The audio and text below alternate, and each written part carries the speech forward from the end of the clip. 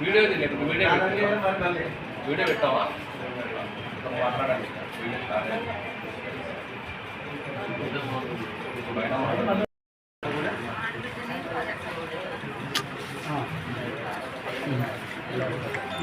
ఇప్పుడు అబ్బాయి తీసుకున్న తర్వాత నువ్వు ఊళ్ళోనే ఉన్నావా? అబ్బాయి వెళ్ళిపోయిన తర్వాత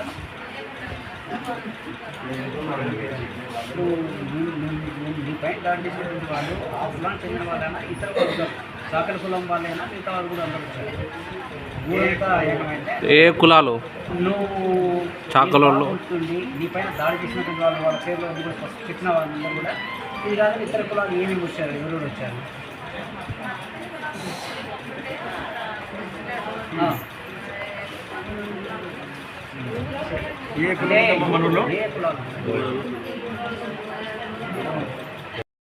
దాచిపెట్టినాం అనుకో నీకు నష్టం జరుగుతుంది.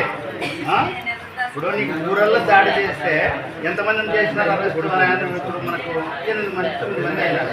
200 మందిలో మిగతా వాళ్ళ ఏమైనా అట్లా నడిపించిన వాళ్ళ మాట్లాడండి సార్ మాట్లాడుతూ నీకు